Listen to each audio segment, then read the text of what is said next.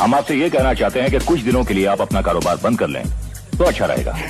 वाह, मैं बोल लूं, हम जो इतना रुपया पानी की तरह आप लोगों पर पाते हैं वो इसलिए कि आप हमसे आकर बोल रहे कि हम अपना धंधा बंद कर दें।